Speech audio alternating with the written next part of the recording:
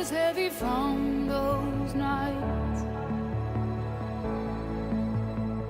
But just remember So our that speakers you tonight, tonight's a Rolodex if y'all a weren't aware. fighter. Tonight's speakers are two members of You never know just what tomorrow They're both holds. attorneys in Brazos County. So I'll give the stage to them.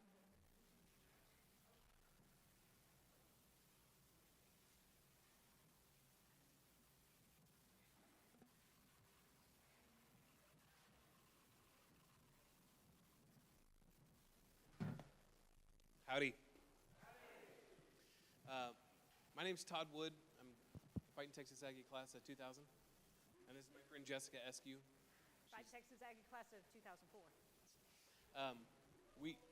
Like Avery said, we are both prosecutors at the DA's office here in Brazos County. And we're super pumped to be here talking to you guys tonight.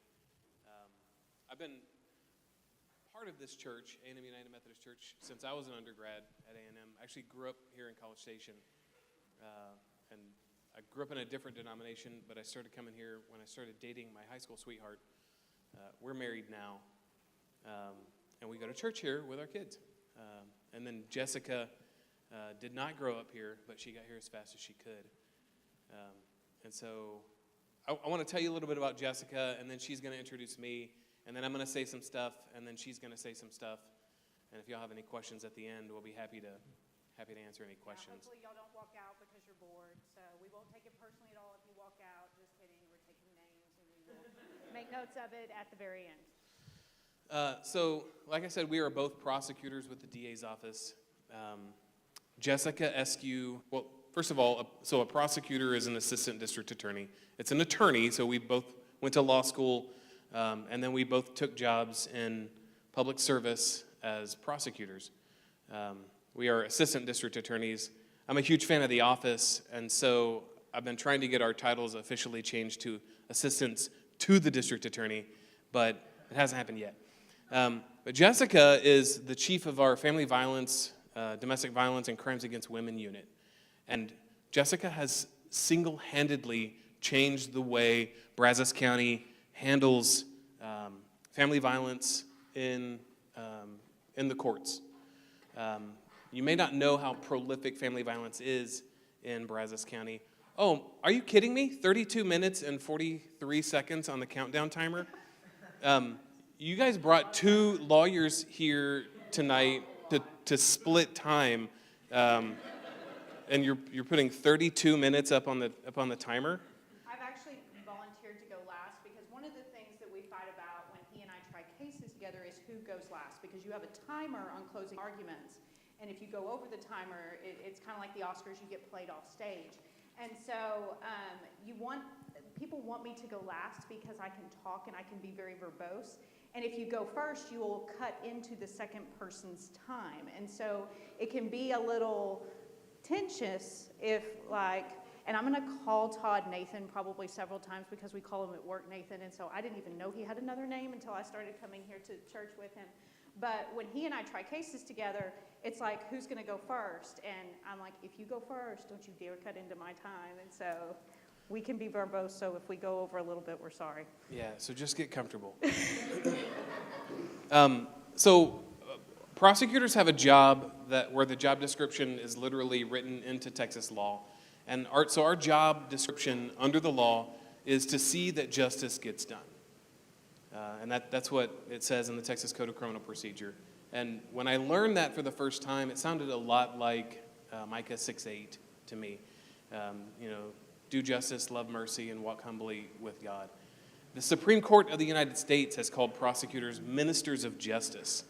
And my friend Jessica is a shining example of what it means to be a minister of justice. She has been the chief of our family violence unit, I think, for 8 years. Is that right? Yes. 8 years. She is relentless about pursuing justice for victims of domestic violence, for victims of sexual assault, and for other vulnerable groups. Jessica also is an expert in dealing with criminal defendants, people who have perpetrated crimes, who have done that because they suffer from a mental illness. And so Jessica has a lot of experience and a lot of knowledge when it comes to dealing with special and vulnerable groups. She's also a wonderful friend and mentor. When I first started at the DA's office, Jessica was a person that I quickly learned that I could go to for advice, and we've been friends for about 6 years now. Her integrity and responsibility have made it so that whenever I usually find myself in her office, whenever there's something that I know that I need to do, but that I don't want to do, and she's usually the one that puts me in check. I respect her, I admire her, and like many of the attorneys at the DA's office in Brazos County, I emulate her as much as I can. She's also a woman of great faith, and our topic to talk to you tonight after the next 29 minutes of our introductions, our topic that we're going to talk to you tonight about is developing and maintaining and carrying out our faith into the real world, and what that means as Christians. She is the embodiment of that. She incorporates and maintains her faith in the real world. And by real world, I'm not talking about the delicate gardens that we maintain for ourselves in our homes and in our church. Jessica knows what it is to look at the world for what it is. It is a cruel and harsh place for many people that are out there, many vulnerable and underserved groups of people. Jessica knows what that looks like, and her faith has made her a crusader to those people. But it's not her skill as an advocate, although it's great. She's a fantastic lawyer, y'all, and y'all are going to get to hear her talk, and it's going to be good. T-minus 45 minutes for that. But it is her faith, and we have had many conversations in our office about God and faith and justice and love for all people, and so it is. I have seen and I know that it is her faith that sustains her in the work that she does, and so I hope that you will listen to the things that she has to say, because she is worth listening to. Jessica's a national speaker on the topics that she has expertise in. She speaks everywhere on this stuff. This is actually the first time I've ever gotten to talk to anybody other than a jury. And they like grab those people off the street and make them sit and listen to me. So y'all are in for a treat when you hear Jessica. So standing next to me is one of the kindest people I have ever met. I told him the other day that I thought he had a beautiful soul, and he got really embarrassed. Nathan Todd Wood is everything that you see in front of you and more. He is the chief of the 361st District Court, which means he's the lead prosecutor for the 361st District Court. And he has 3 prosecutors who all walk around admiring him like groupies, just following him around and wanting to be just like him. And I follow behind them wanting to be just like him. He is the real deal, y'all. So he and I have actually had the privilege of trying several cases together. But one of the things that Nathan has that is even, see, I told you I was going to slip and call you Nathan. One of the things that he has that a lot of other people don't have, or quite frankly anyone else I've ever met, is his background is both in law, and Todd has a background and a degree from seminary. So the role that has been thrust upon him in our office is that of the chaplain of the Brazos County District Attorney's Office. Y'all, being a prosecutor is hard. We see a lot of bad things. We deal with a lot of people who, some of whom are quite frankly mean or awful or addicted to drugs or have done evil things. And it can be really hard to go out to a murder scene or watch some of the things that we're required to watch or listen to some of the horrible trauma that some of our victims have gone through. It can take a toll on us, and it can hurt our soul. Todd's office is a magnet for everyone in our office when they're hurting. I am there constantly when I have faith, concerns, or doubts, or struggles, or just am struggling with life and what I'm seeing. And he always drops everything he has, the huge workload he has, and he listens. I honestly don't know how he gets all his work done because he always has people in his office. He is a special human being who always has the spiritual guidance to tell us what we need to do, to show me something that I haven't thought of, and he is invaluable in our office. And so I'm really excited to hear about his faith journey and how he combines his pastoral experience, his seminary degree, and what he does every day as a fantastic prosecutor in our office. Don't let him sell himself short. He is also a speaker. He's going to be speaking at the Every Victim, Every Time conference in just a couple of weeks, and he is sought out because he's an expert in mental health in the criminal justice system. So I'm going to let him start in the 24 minutes we have left to talk about his faith journey in prosecution. Thank you, Jessica. That is actually your timer to continue introducing me. So if you want to, anything else you get, okay. So, like I said, I grew up here. My family moved here in 1988, the summer before I started the 5th grade. My dad's a professor at A&M in the Department of Political Science. And the last thing in the world that I wanted to do when I graduated high school was go to A&M. And so I didn't. I went to another school in Texas that might be in Austin. So things did not go well for me there. And I took Lindsay called it a victory lap, except I did it my 3rd year. And so, like I said, I had a high school sweetheart, and she followed me to Texas, and she hated it.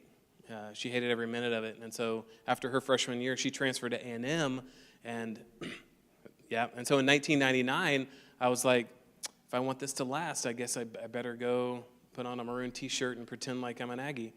And so that's what I did, and very quickly, I felt right at home, and came to this church, and I met a group of friends that I'm still friends with today, a few years later, just a few.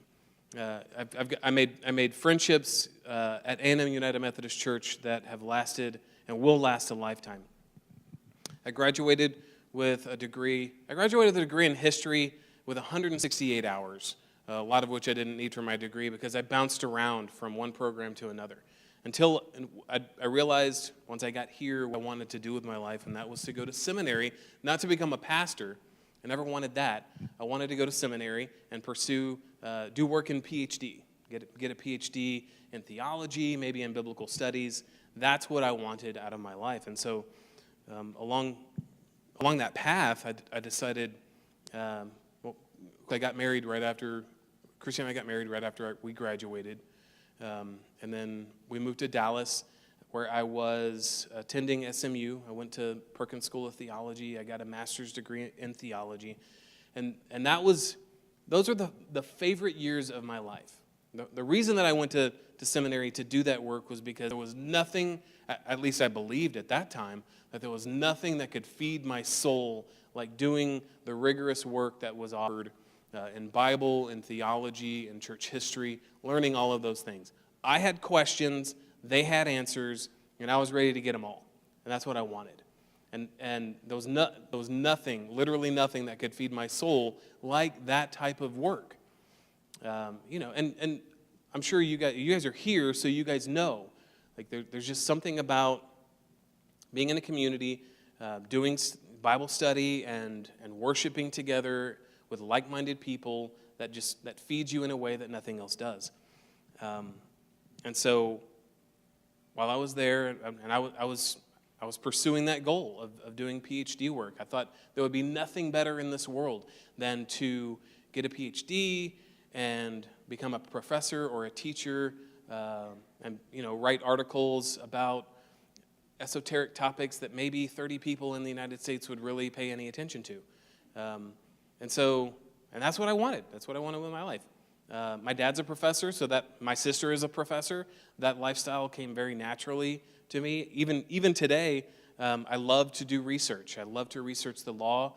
I still do a lot of the same type of exegesis work and research the topics of theology. I love teaching in that area. But what happened to me at seminary was very different than what happened to a lot of people. In my 20s, I was at seminary with a whole bunch of lawyers who were in their 40s and had burned out.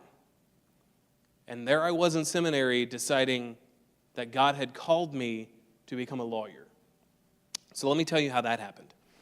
I was taking all the classes, I was doing all the things, but I was also active in the community. I was plugged into my church. I was working at Flower Mound United Methodist Church as a youth pastor.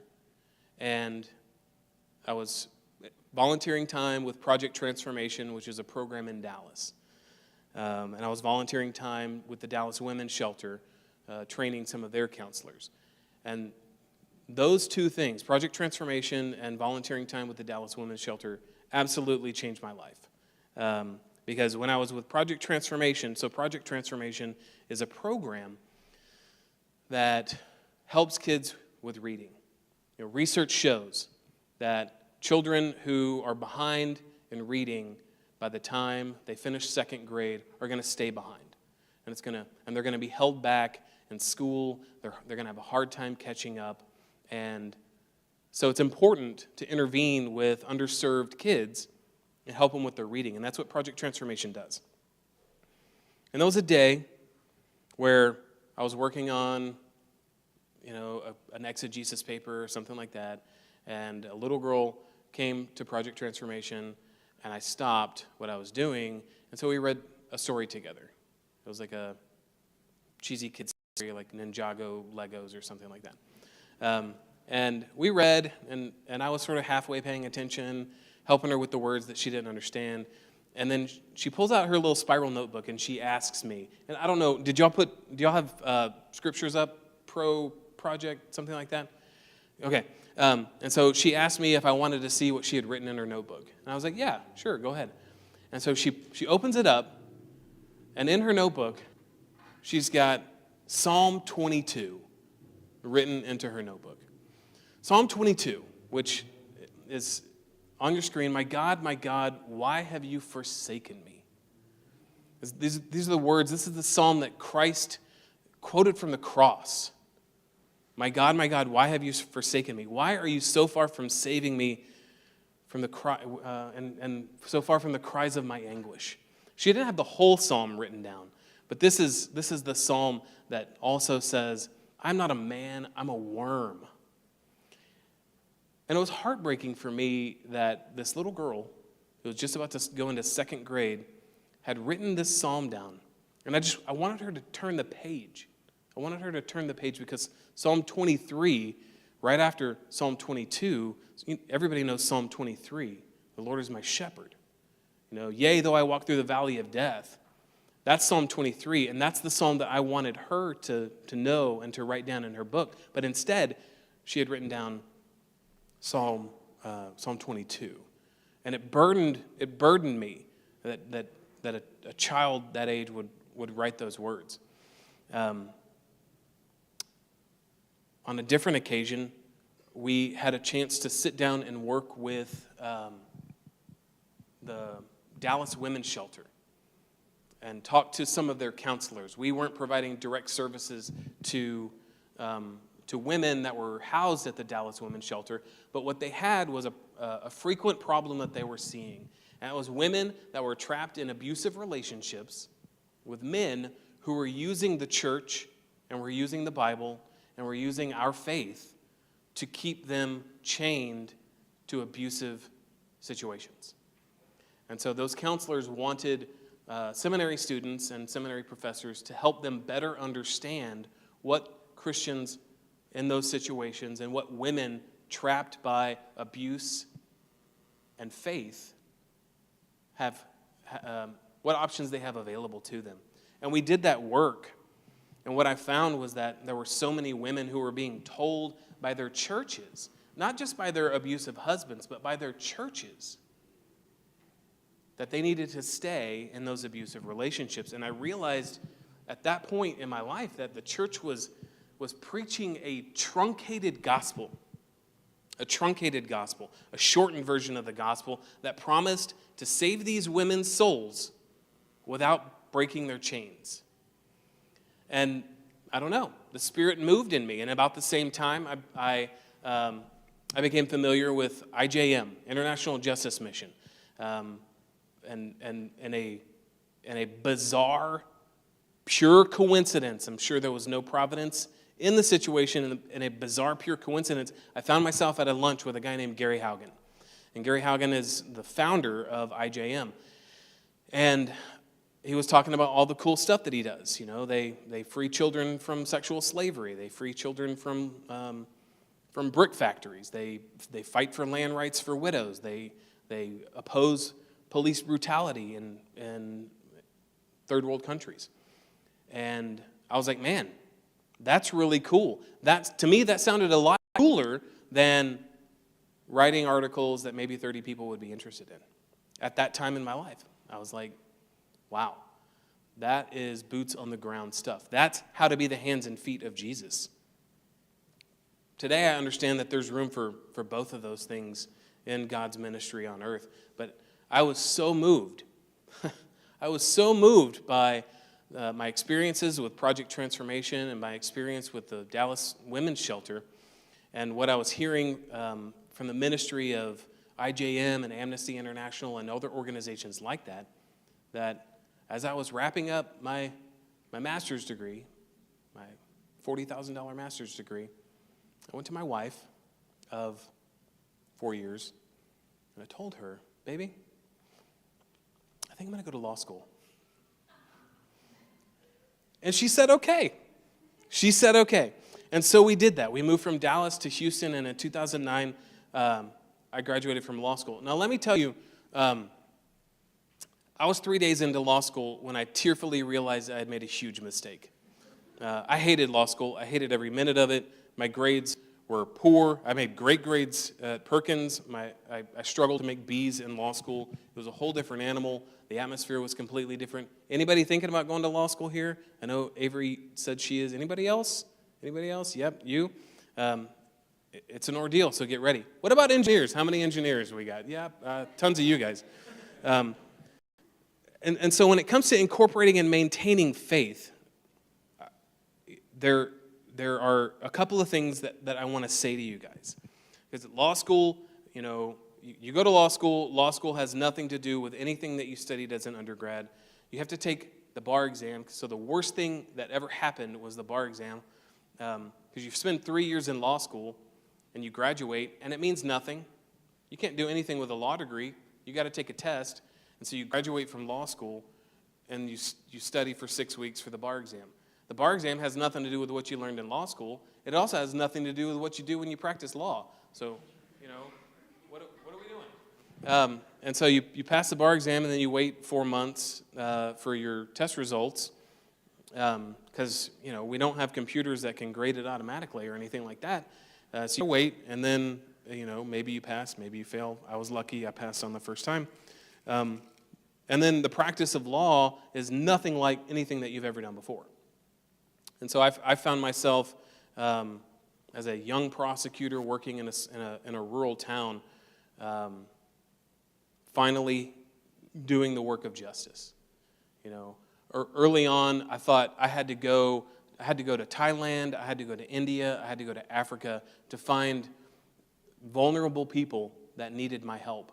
And it wasn't long after I started the work that I was able to do in law school that I found that there are women trapped in abusive relationships right here in Bryan College Station. Within a 1 mile radius of where we are now, there's a victim of domestic violence. Within a 1 mile radius of where we are now, there are many victims of sexual assault. Those things are happening in our community. And we tend to live our lives in these cultivated gardens. We protect ourselves from these things, and that's natural. That's human nature. Having a compassionate awareness for the suffering of others is burdensome. That is something that we're called to do. Christ calls us to love others. And I'm going to say a little bit more about cultivating a compassionate awareness for the suffering of others here in a second. But what we tend to do is instead cultivate these gardens that we live our lives in. And I continue to be absolutely guilty of that. I draw very careful boundaries in my life because I don't go home and talk about the double murder case that I'm working on at work right now. My kids are 13, 10, 8, and 6. 13, 10, 9, and 6. And they don't need to hear about that. You know, my wife, she is a therapist. She's a counselor, and she talks to people, and she carries around heavy stuff too. We have to draw protective boundaries in our lives. Otherwise, we would be overwhelmed by the constant influx of the suffering of people in this world. But at the same time, God calls us and Christ calls us to an awareness of that suffering. Luke 4, when Jesus was describing his ministry, he quoted Isaiah when he said, "The Spirit of the Lord is on me, because he has anointed me to proclaim the good news to the poor. He has sent me to proclaim freedom for the prisoners and recovery of sight for the blind, to set the oppressed free, and to proclaim the year of the Lord's favor." That's Jesus describing his own ministry, his own purpose for being. And there's a lot of justice that goes into the work that Jesus did. And he calls us into that as well. When Christ ascended into heaven, he left two things in this world for the fulfillment of all his ambitions for the world. He left his Spirit and he left his followers. The information that I learned in seminary, I went to seminary to get information because I thought that my satisfaction and the feeding of my soul would happen if I could just learn more, if I could know more about the Gospel of John, if I could understand better the doctrine of creation, if I could understand, why there were two popes at one point, or if I could better understand the history behind the Nicene Creed. I love that stuff. I still love it. You guys heard Mike Workman talk. I could sit and listen to Mike Workman. Teach for a week without eating, without drinking. I would just be enthralled by how much that man has digested in his life over what some of you might find super boring. But I love that stuff. But we are not called to feed our souls. We are called to feed his sheep, right? We are called to feed his sheep. And so what we find is that by being in community together, that's where we find our ability to create and maintain faith in the real world. Now, what's the real world? Man, Jessica's going to give you some examples of what's the real world, but you're all going to graduate from this place. And I know I'm going to sound like an old guy now, because I remember sitting as an undergraduate, being told you're going to graduate, you're going to leave, you're going to go and do your things, all the things that you do, and y'all, the Methodist Church is really bad. Once you leave these doors, the Methodist Church is not good at ministering to young singles or even young marrieds without kids. 20 years ago, it was almost like, yeah, you guys are great. Come back when you have kids and money. But we persisted in finding churches that fit our needs. And I'll be honest with you, we never quite found a church that we fit in with as well as we did here. A&M United Methodist Church, I think, is a very, very special place. And a lot of what makes it special, I think, is you guys and the ministries that are here because of you and for you. But what we find in community together will feed us more than information. It will feed us more than anything that you can do on your own. If you believe that faith is something that you can do on your own, think again. I remember so strongly that I could go and sit in a coffee house by myself with my Bible and a commentary, and I thought that was all that I needed. But what we find in community is so much more powerful. We find ourselves feeding his sheep instead of feeding our souls. And then once you are feeding his sheep, well, then you're doing the work of God. Then you're fulfilling, you're using those tools. You become those tools that Christ left behind to fulfill his ambitions for the world. And so in order to do that, you have to do two things. You have to cultivate a compassionate awareness, and then you also have to prepare your mind and your spirit for action. In cultivating a compassionate awareness, one thing that I struggle to do is I struggle to stop treating people as objects and to start treating people as people. We call our criminal justice system an adversarial system, right? You have prosecutors on one side, you have defense attorneys on another side. Prosecutors, we seek the truth, we follow the evidence, we are public servants, so we represent the public. We don't have clients. And defense attorneys have clients, and then they lie, cheat, and steal in order to do their jobs, right? That about sums it up. No. But it's in the tension. Like, the way that our system is built is that it's in the tension between those two forces that hopefully that we find justice and hopefully we find the truth. When I say that out loud, it sounds crazy. But there's a lot of conflict, a lot of adversarial conflict. And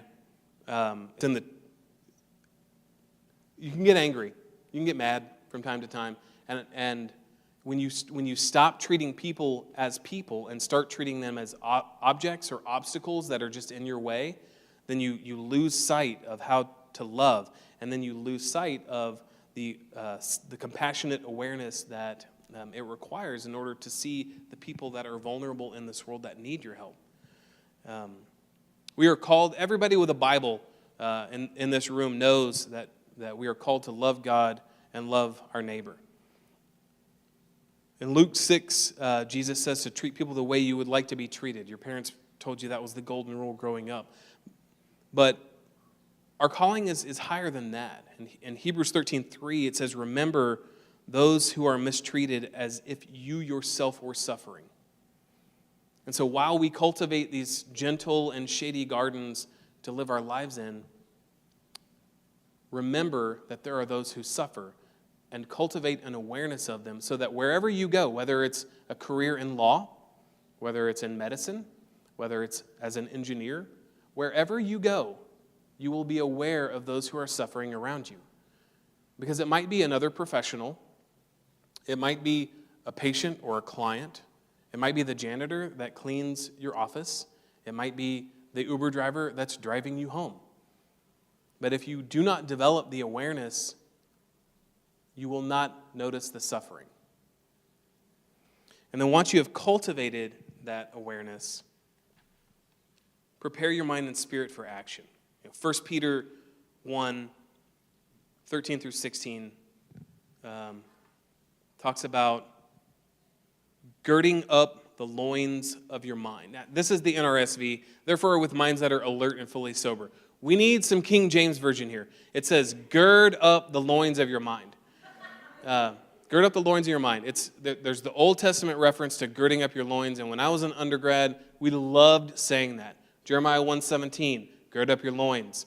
Proverbs 31:17, gird up your loins. Women, gird up your loins and put strength in your arms. That's from Proverbs 31. And it's a biblical phrase that just means get ready for action, right? Because if you're wearing a dress or you're wearing like one of those biblical tunics, you can't do anything unless you hike it up, right? You got to hike it up and then get your sword out and you're ready for battle. Peter says, now remember, this is Peter. This is Peter writing after he has denied Christ. So he knows. He knows what it is to be timid. He knows what it is to be afraid of what his faith is calling him to do. And he says, with minds that are fully alert and sober. No, that's not what he said. He said, gird up the loins of your minds and set your hope on the grace to be brought to you when Jesus Christ is revealed at his coming. And so in order to gird up your loins, you're not actually going to tie something around your waist.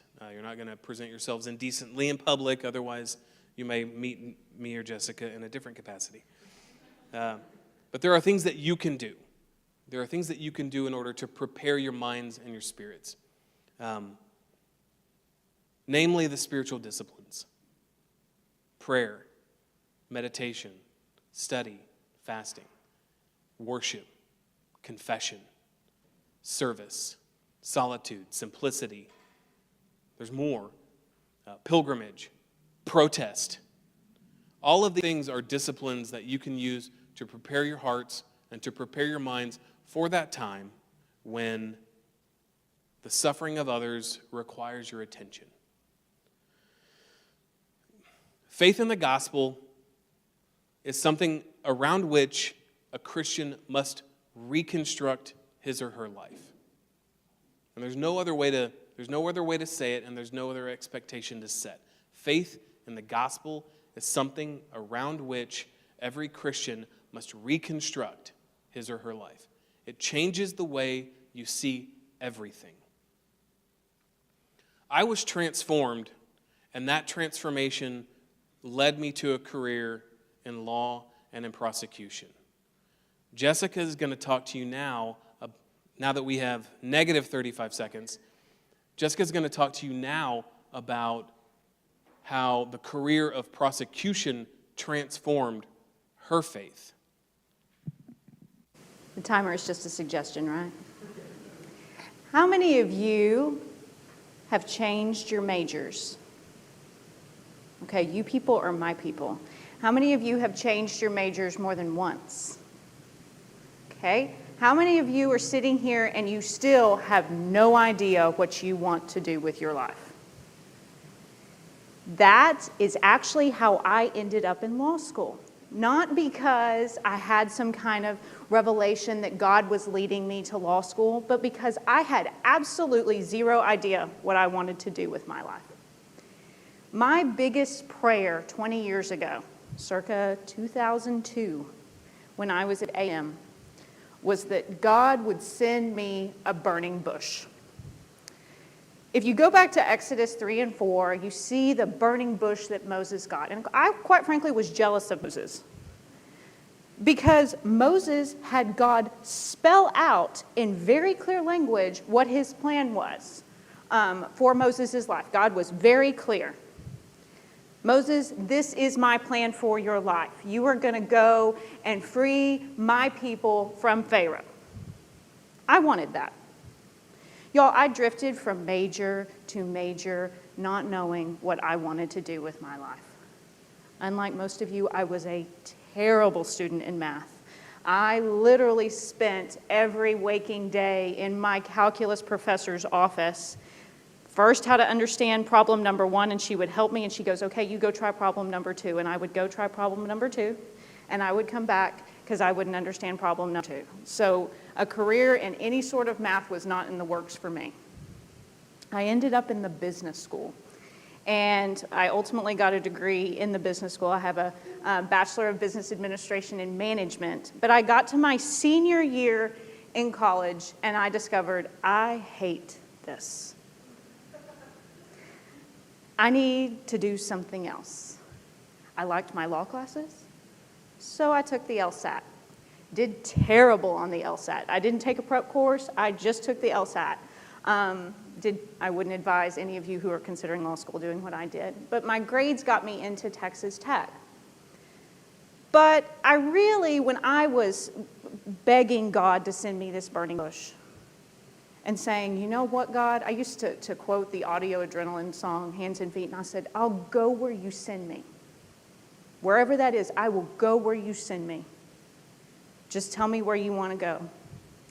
Y'all, I am really lucky that God did not tell me in the early 2000s what his plan was for my life, because I was a very different person when I was at Texas A&M than the woman who stands before you. If God had given me the burning bush, I would have reacted much worse than what Moses did. If you go and read Exodus, Moses freaks out when God tells him what his plan is. He's like, oh no, not me. I can't do this. I'm not up to it. My reaction would have been much worse. Because if God had told me, Jess, in 20 years, in 2022, you're going to be single,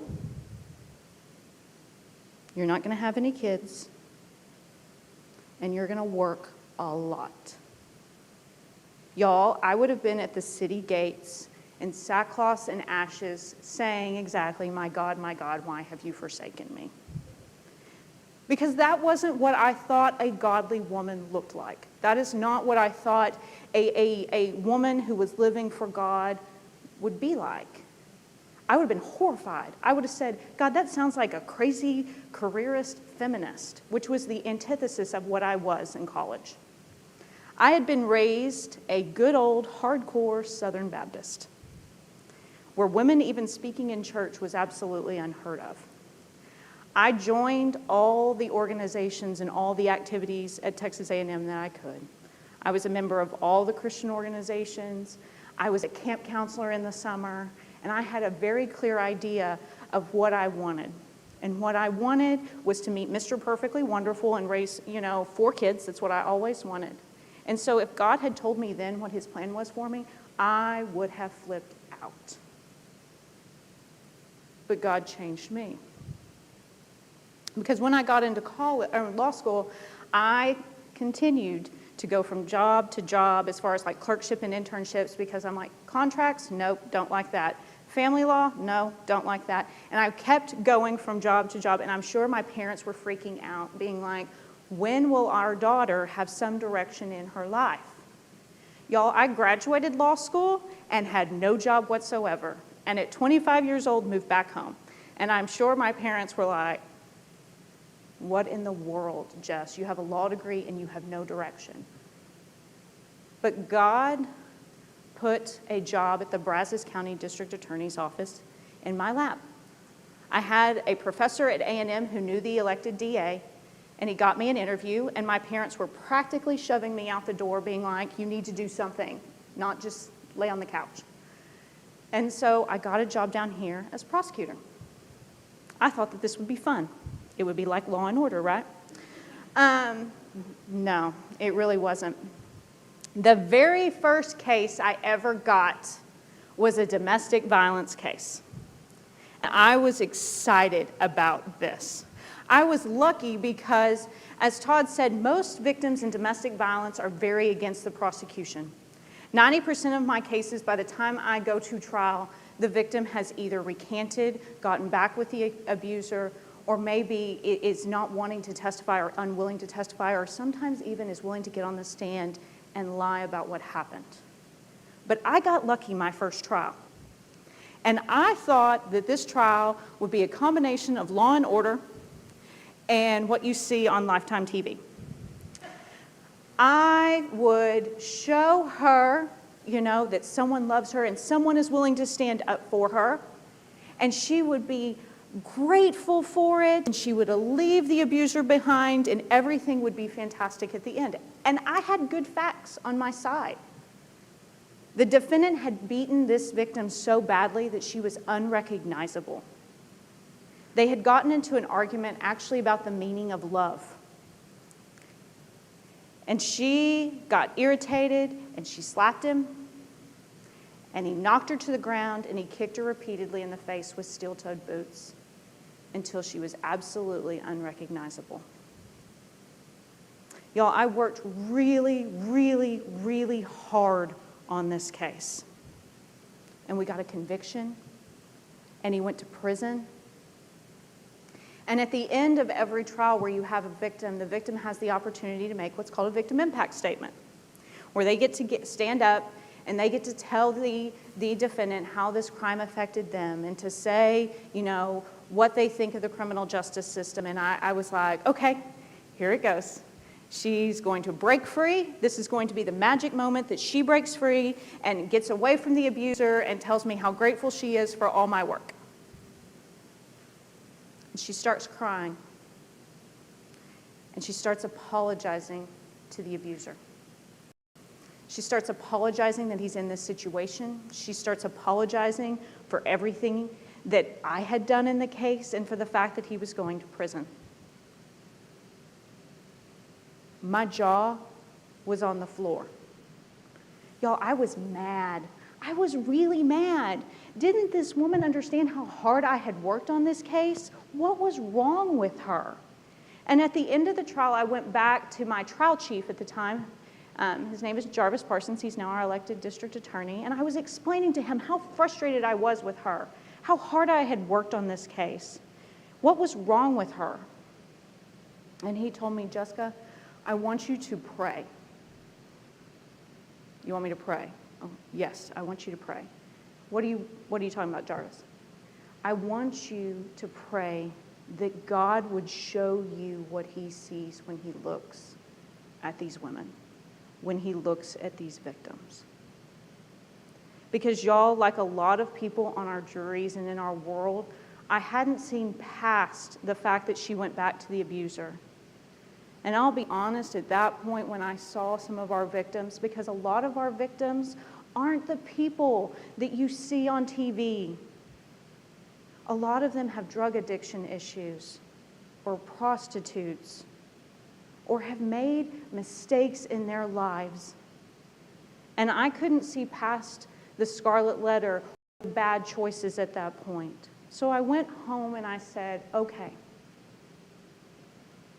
God, I want you to show me what you see when you see these victims. Show me who they really are. Show me what I'm missing. Break my heart. My first piece of advice to you is to be careful what you wish for. Be careful what you pray for. Because God answered my prayers in ways I couldn't understand. Because once I saw past the sins that I was obsessed with in college, once I saw past the bad choices or the things I couldn't get past, I saw the real person behind it, who was faced with awful choices, who was faced with things that but for the grace of God go I. That someone doesn't choose to become a drug addict or a prostitute or be in an abusive environment. It happens to them. And oftentimes it's easier for us to say, why don't you leave, than to actually sit and listen to what's going on. Once I started that, I saw completely different the environment of domestic violence. Most domestic violence prosecutors burn out in about 2 years. I've been prosecuting domestic violence now for nearly 15, doing nothing but domestic violence for the last 8. And 8 years ago, I got a grant through the Violence Against Women Act to be a prosecutor that focuses on crimes that are primarily where the victims are women. Domestic violence, sexual assault, stalking.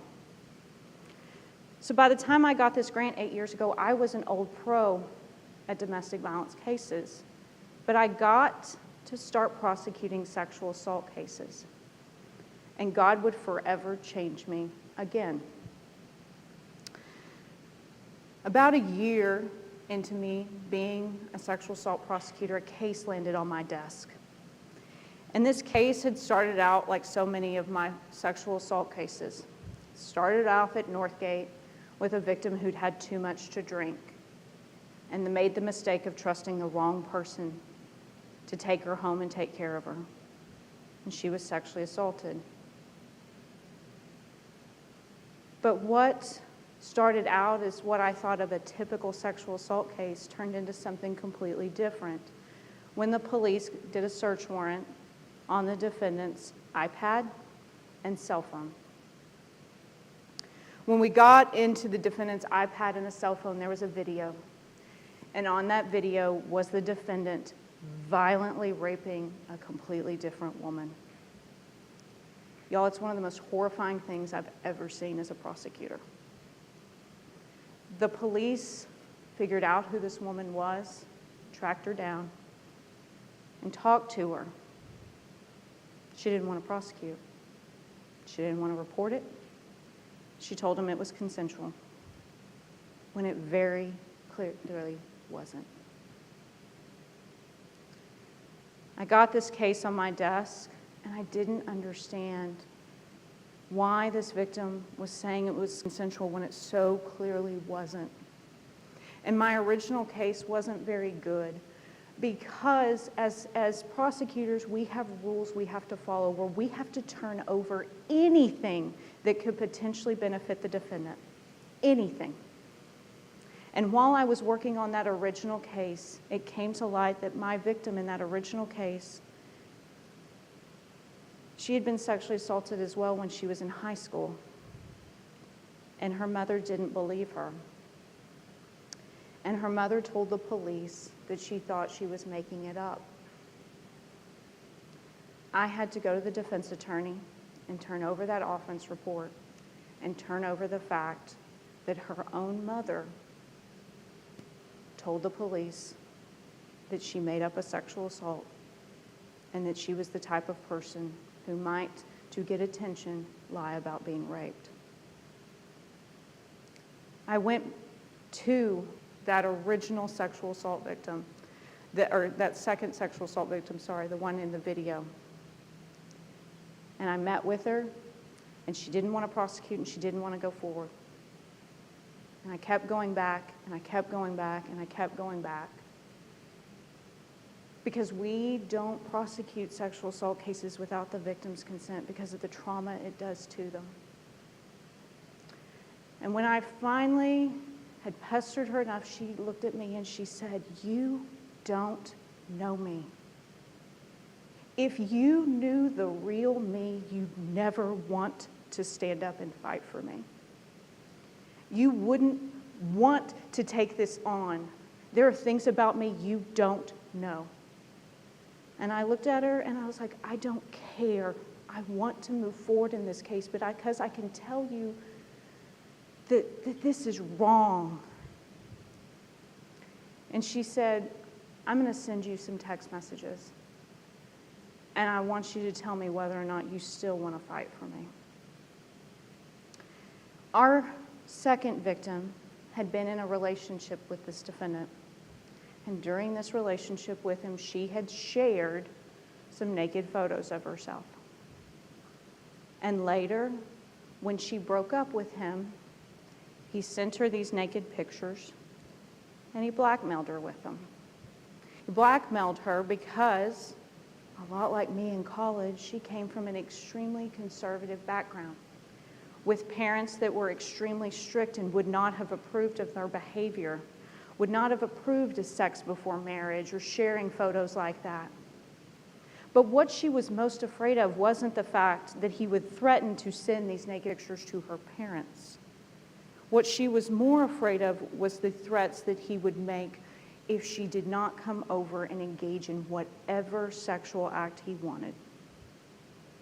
He threatened her and said, "I will tell your parents about your abortion if you don't come over." Because she had gotten pregnant in this abusive relationship and had made a choice to have an abortion rather than raise a child with this defendant. And she said, "If my parents ever find out, they will never speak to me again. They will disown me and I will have nothing. I cannot go forward in this case. Can you promise me that he won't tell my parents?" And the reality was I couldn't make her that promise. We pseudonym sexual assault victims, but I couldn't keep him from telling her parents that. And quite frankly, at the time the law changed, there was nothing illegal at the time of what he did. The sexual assault, yes, but the blackmail, no. But I told her, what happened doesn't change anything for me. And what actually broke my heart was that wouldn't have been true just a few years before. Because a few years before, it would have changed how I looked at her. I wouldn't have been able to get past the scarlet letter.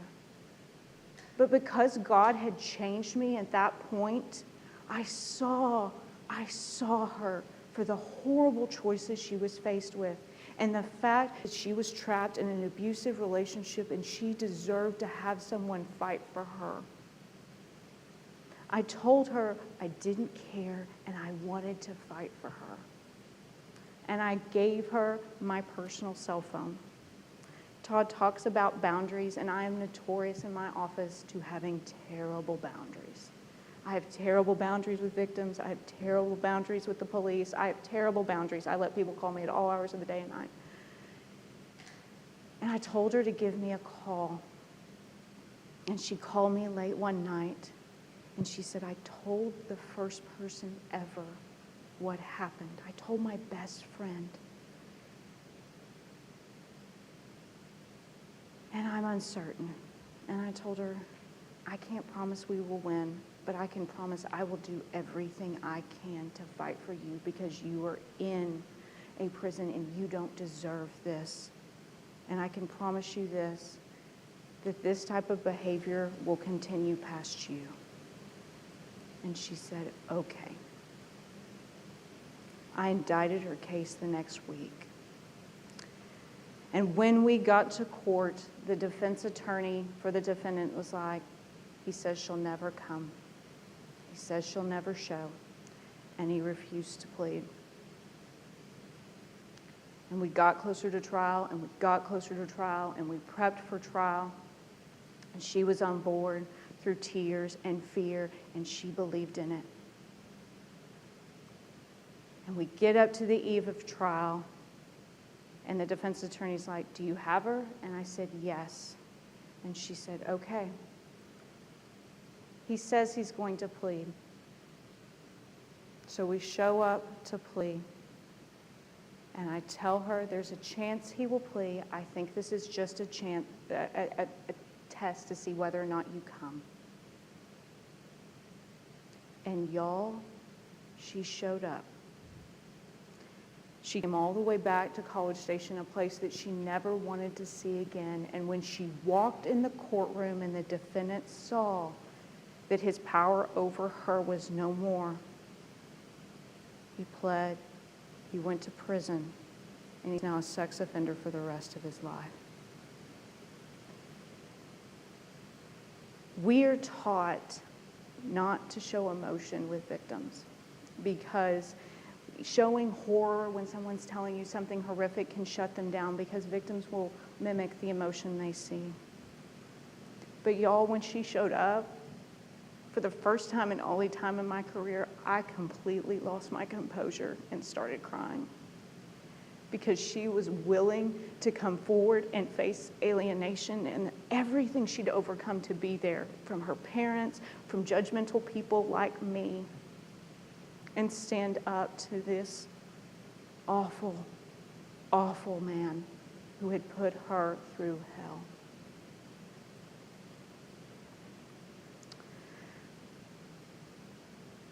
I wasn't prepared in 2002 for my burning bush. So God changed me.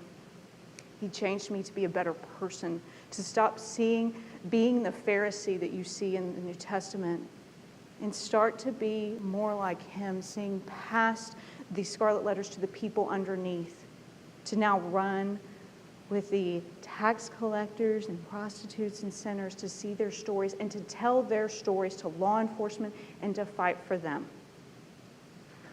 A song that I now sing instead of Audio Adrenaline's Hands and Feet is Matthew West's Do Something.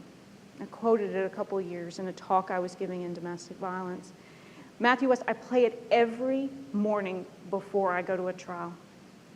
If you haven't heard the song, I encourage you to. Because in that song, the singer sings, I see all these terrible things. He talks about all these terrible things that he says. And he says, I shook my fist at heaven and I said, God, why don't you do something? He says, I did. I created you. Each of you has a mission field. And it may not be in some foreign country doing actual missionary work. But you can make a difference wherever you are. And I would encourage you wherever you are to show the love of God and to allow God to change you to be better people, better Christians, and to reflect God's love. Because I can look at you today and say, I am doing today what God put me on earth to do. But he had to first change me to make me fit into his plan. And that has been a beautiful thing in my life. Thank you.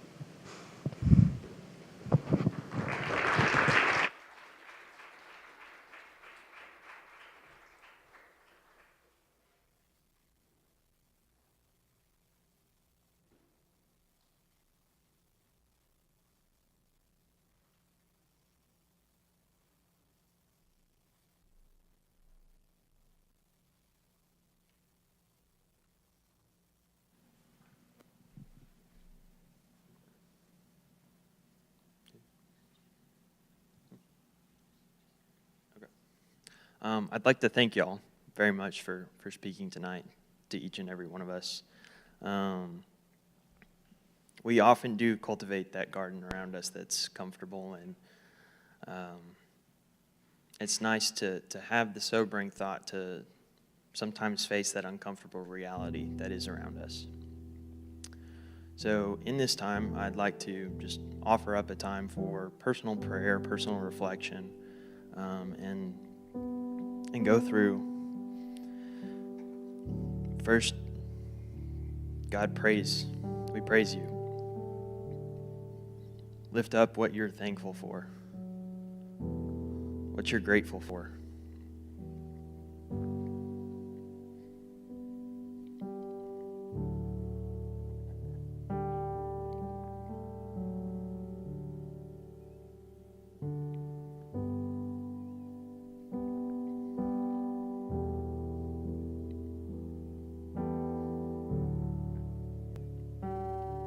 Now, God, it's not a pretty picture out there in the world. You know, I just had an exam today, so what's a lament? What is eating at you? Where can you ask God for some peace?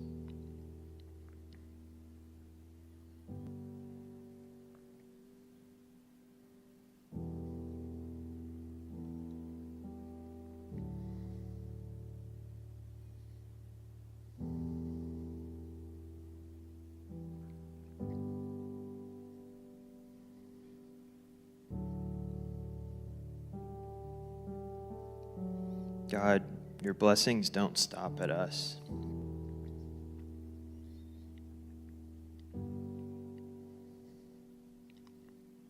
We look around us, this community that we have, that we're able to share in, and to grow, and to be loved, and to be encouraged. God, we are blessed by that.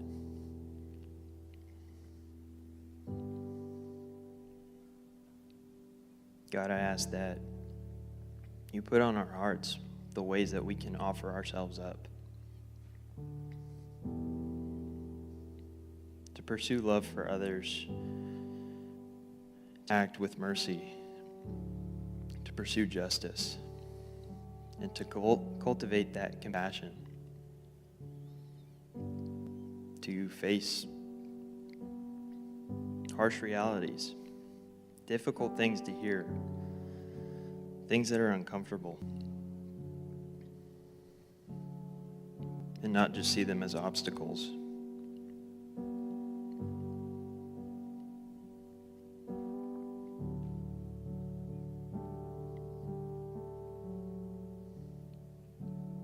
God, we praise you. It's in your Son's name that I pray. Amen.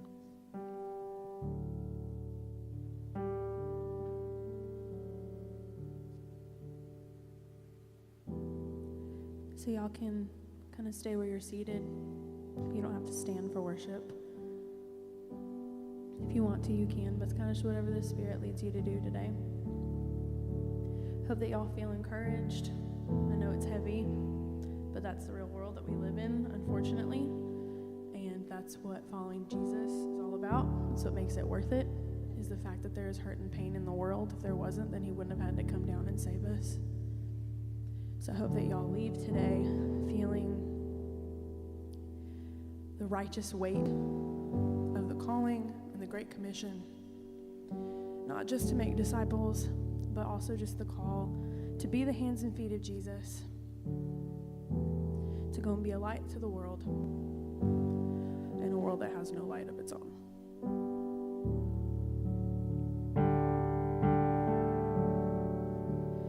Caught up in your presence, I just wanna sit here at your feet. I'm caught up in this holy moment. I never wanna leave. Oh, I'm not here for blessings.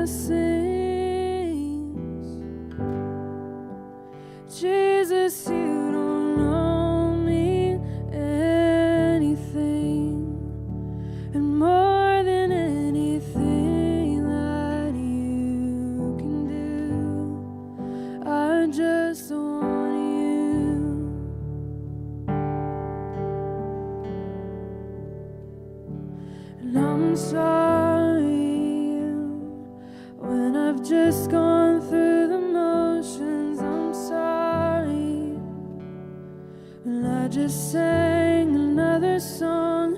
Take me back to where we started. I open up my heart to you.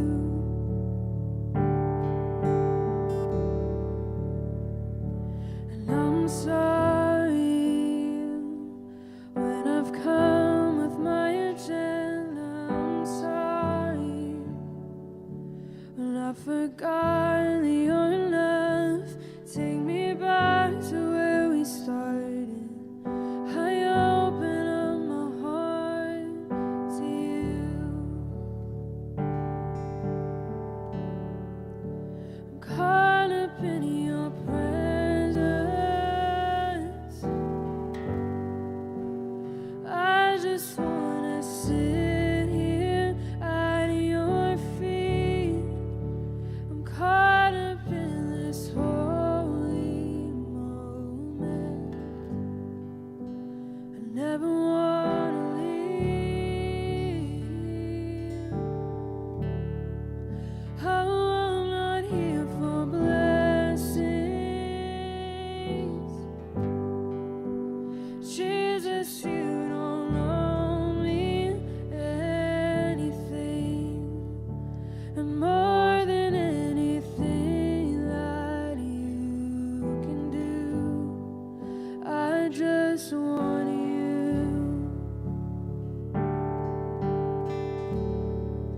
I just want you and nothing else, and nothing else, and nothing else will do. I just want you and nothing else, and nothing else, Jesus, and nothing else will do. I just want you and nothing más, and nothing más, and nada bastará.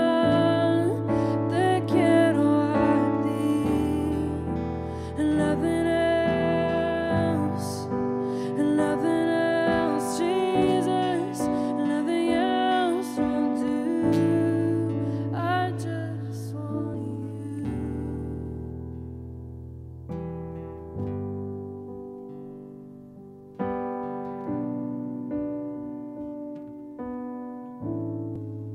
I'm caught up in your presence.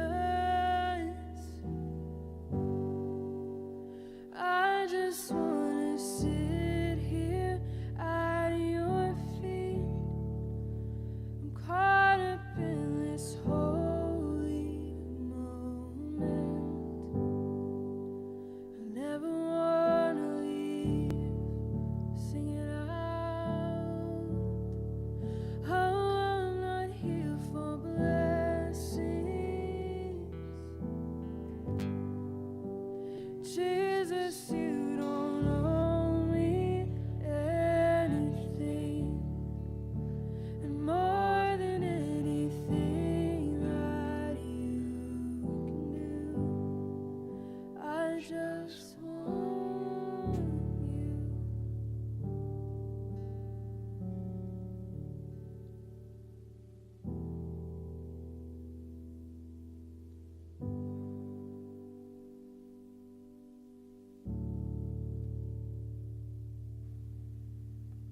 Howdy. Hello. For the announcements tonight, let's see. This Saturday, April 9th at 10:30, we'll be having a family weekend worship service at the Westlake Sanctuary. Once again, that'll be at 10:30 a.m. And immediately after, we'll be having a lunch at 11:30. So bring your family and go get some free food. And then this Monday, April 11th, Dr. Kevin Watson will be speaking. Here instead of our usual men's and women's studies at 7 o'clock in the annex in this room. He'll be speaking. It'll be kind of like If y'all went to Dallas Jingles when he spoke, it'll be very similar to that. So please come to that. That'll be really awesome. Please join me in thanking Jessica and Todd once again.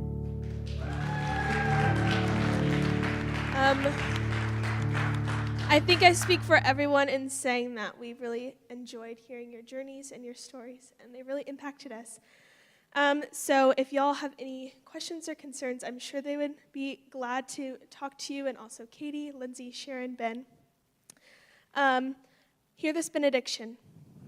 May God the Father prepare your journey. Jesus the Son guide your footsteps. The Spirit of life strengthen your body. The 3 in 1 watch over you on every road that you may follow.